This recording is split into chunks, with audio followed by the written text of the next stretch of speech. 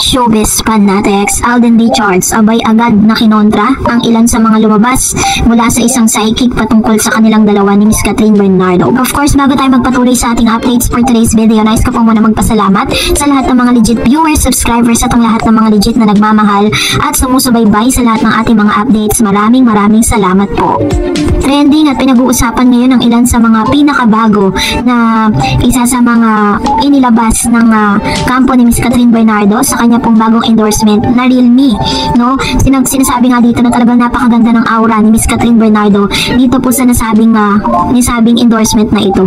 At isa siya sa pinaka malagang masasabi na lagi po siyang kinukuha kahit ano pa mang brand at pinagkakatiwalaan ng ilang mga products dito sa Pilipinas. Kasi nga naman nakabase po yan din of course sa kanya pong popularity at the same time sa magandang imahe na to bilang isang endorser. Kumbaga lahat ng qualities ng pagiging isang good endorser and ambassador ng isang produkto ay nasa kanya. Ganon din naman trending din po ang photos na ito na inyong nakikita po ngayon. So nakita ko po yung actual video nito at ito po ay tinatawag na artificial or AI yan. Artificial na po siya na videos na ginawa para po talagang mapakita na parang nagharap silang dalawa tapos nagyakapan. Pero yun po AI yun ha. Huwag po kayo masyadong maniniwala dun. So anyways, narito na nga ang ilan sa mga kontra na ginawa po ni Mr. Alden Richards dun po sa mga lumabas na mga negatibong bagay na lumabas patungkol sa kanilang dalawa mula sa isang psychic na in-interview ni Mr. OG Diaz. Panoorin natin to. Mas nakilala namin yung isa't isa and at the same time parang you really get to know the person once you get to work with her in a setup na matagal kasama. Na-interview nga si Mr. Alden Richards doon po sa set ng Pulang Araw kung saan naroroon ng 24 oras at tinanong siya patungkol sa mga experience niya dito po sa nasabing katatapos lang na taping or shooting ng Hello Love Again. Inamin niya dito na talagang naging emotional siya nung nalaman niya na tapos na nga it's a wrap, na tapos na yung kanilang taping kasi parang para sa kanya ang bilis-bilis ng panahon, ang bilis-bilis ng oras, natapos na ng ganon-ganon lang. Biruin niyo ha, sa dami-dami po ng mga projects na ginawa ni Mr. Alden Richards, dito lang siya sa pelikula na to naging emotional. Ngayon, dahil po dito, may mga naglabasan din po na mga balita na tungkol naman dito kay Alden Richards sa isa pong psychic na mas kilala bilang si Jay Costura. Sabi niya po doon sa kanya pong statement na parang magiging off ang tambalan nila. Ang energy nila ay magkasalungat po, hindi talaga magtatagal. So, dahil po dito, marami pong mga Katden fans ang nag-alala, marami mga Katden fans ang talaga naman nagtatanong at nag-i-email, nag-message sa comment section patungkol po dito kasi lahat po yan hinulaan binigyan niya yung kanyang hula patungkol dito.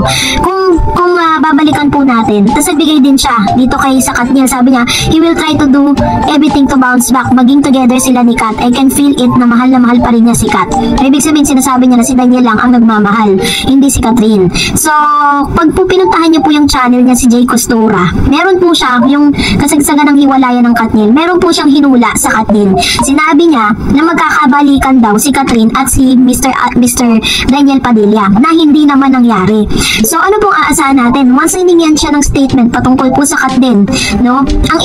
Ang magiging siya, firm siya doon sa hula niya na magkakaroon ng comeback ang Katniel kasi nga naman masisira siya sa publiko kapag hindi nangyari yon. Yung kanyang credibility bilang isang psychic ay masisira. Kaya hanggang sa ngayon, ganun pa rin, puro negatibo pa rin na sinasabi niya towards Katden. Pero syempre, bilang tayo na mga nakikinig, hindi po natin maiwasan na maapektuhan, diba? Pero katulad na lagi natin sinasabi, lahat po yun ay hula lang. Wala naman pong power yun sa tao Nasa tao na lang yung kung paniniwalaan mo.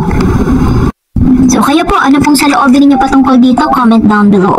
And for that, narito naman ang ilan sa mga reaksyon at komento po ninyo patungkol naman sa ating latest updates. So magbasa tayo. Sabi ni Mr. Renato Osayan, Miss Dareds, I have seen on X so many resibo. Pinakita ang mukha nung nakarelasyon ni Daniel Padilla. Even if sila na ni Kat during the time, way back 2014 pa up to 2016. Then recently about Andrea, sikat sa showbiz industry ang pamilya ni Girl. At dalawa ate ni Girl ay famous actress. But I just read the comments and wala ako sa posisyon dumagdag pa sa comments issue.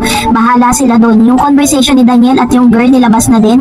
Solid yung evidence talaga. Bardagulan na sila doon. Basta ako happy ako for Kat din.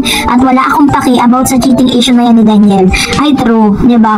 Alam niyo po, kahit po naman ilabas sila ng ilabas yan, kung talagang mananahimik pa rin naman talaga si Miss Catherine with regards to that. Ano maganda kay Catherine? Nasaktan man siya, ang dami lumalabas sa mga issue, pero never po siyang magsasalita against Daniel. Basta ang sinabi niya lang, lang dun sa kanyang breakup post na nagpasalamat siya kay Daniel for 11 years, no, na naging masaya siya. At syempre, alam natin na minahal naman talaga niya ng todo si Daniel dahil mula pagkabata hanggang nagka right age na siya, talagang si Daniel ang kasama niya. So, ano man yung mga issue nila, yaan nyo na sila at wag na kayo masali sa mga bardagulan nila dahil para po talagang sila na lang talagang mag-away-away. Sabi ni Miss Otanyag, hindi naman siguro dapat isisi kay Alden na kung bakit mas mataas ang rating ng Batang Quiapo. Aminin po natin sa hindi, ang mga Pinoy hindi mahilig manood tungkol sa kasaysayan ng bansa, lalo na't Gen Z na ngayon, at magkaiba naman ang tema ng Batang Quiapo sa Pulang Araw. Ginawa naman siguro lahat ni Alden para maibigay sa Pulang Araw ang kanyang kakayahan. Sadyang hindi lang lahat ng Pinoy ay mahilig manood sa mga kasaysayan ng Pilipinas, at noong araw, kawawa naman si Alden. Totoo naman, di ba? Parang ang cringe lang na bakit kay Alden Richards yung sisi. May title pa nga yung article na nare-red flag na raw si Alden. Tsaka sa panahon ngayon, kahit hindi po napaka-undenial or in denial na lang talaga yung mga network ngayon na umiere pa, na talagang malakas ang television, hindi na po. Dahil mas pinipili ng mga advertisers na mag-place ng ads sa mga social media. Ngayon po talaga yung focus ng lahat ng mga Pinoy at lahat ng mga netizen. Sabi niya, kawawa naman si Alden, kitang-kita niya naman ang effort niya. Kahit halos wala na siyang pahinga, pinapriority pa niya ang Pulang Araw. Bakit hindi sila magkaroon ng evaluation para makita nila kung may kakulangan ba sa storya? Marami dapat i-consider, nandiyan ang director, scriptwriter, sound effect, yung location, na shoot, etc. Huwag nilang isisi lahat kay Alden. Tama naman. And of course, sabi naman si Vicky Paradina, ayaw nila kay Sanya ng mga Aldenatics. Huwag nang ipilit ng GMA, sana wala na lang kapareha si Alden sa Pulang Araw. Sabi naman ni Mr. Dan Vergara, gusto ng mga bata yung Batang Quiapo kasi title pa lang. Title pa lang may bata na, di ba? You make sense. May sense naman sinabi ni Mr. Dan Vergara na kaya paborito ng mga bata kasi Bata Quiapo. Ayun. So, thank you so much. And sabi ni Ma'am Conchita Verde, yes, buong talento po buhos ni Alden. Naku, ang GMA sobrang ginagamit si Mr. Alden dahil nauna sa Netflix, which mean pinakamalakas si Alden sa masa. Saan pala ang ibang stars nila maliban ni Alden? Batang Quiapo ay sobrang kilala na sa TV dahil sa naunang sequel. Alam niyo po, pag malalim like history ang mga kwento po ay di masyadong mabenta dahil sinusundan lamang ng mga writers ang nararapat na portray ng isang aktor. GMA po, dagdagan nyo na lang ibang karakter maliban kay Alden, hindi niya gaya ng ABS o sobra-sobra ng talents ang gagaling kahit hindi. Ayun, tama po, di ba? Parang pag sa ABS-CBN talaga, di kalibre eh. Sabi ni Miss Kielmin, di dapat ikumpara ang Pulang Araw at Batang Quiapo. Ang Batang Quiapo matagal na at ilang taon na ika-ere na compared sa Pulang Araw na bago pa lang at dapat may healthy competition pa lang sisihan. True. Hindi naman lang kay Alden Richards sa kasalalay lahat yan. Marami naman po talagang mga stars na nandoon. Sabi ni Miss Evangeline, malakas lang naman ang Pulang Araw dahil sa Netflix. Syempre, pag napanood, wala lang manonood. Tama. Sabi ni Ma'am Norma, tama ka Miss Nareds, di naman dapat isisi kay Alden. Magaling na artista si Alden. Ginagawa niyang abot ng kanyang kakayanan. And then sabi ni Mr. Dan Vergara, Pulang Araw the best. O, diba? Nanonood pa rin naman, may mga nanonood pa rin naman. Pero hindi ganun kasing dami nang meron po sa Batang Quiapo. Kasi sa Batang Quiapo lahat eh. Yung audience nila, captured audience, wala bata hanggang matanda. Kasi mga matatanda alam nila na history po talaga ng FPJ yun eh. Sabi niya Sepa Candas, bihira lang mga kami manood ng GMA kundi kay Alden Richards. Di kami manonood sa GMA. Hindi patas ang GMA. Sa Netflix na lang kami nag-watch ng Pulang Araw. And of course, sabi ni Miss Mary, kung mag-iisip lang po tayo sa Pulang Araw, makasaysayan yung kabila naman, walang laman.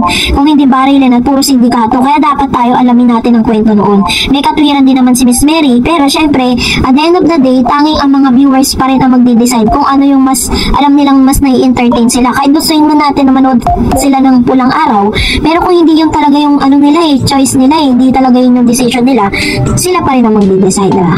So, that's it for today. For more videos and updates, please don't forget to like and subscribe, and please don't forget to follow my Facebook page, Dar Eds TV. God bless everyone!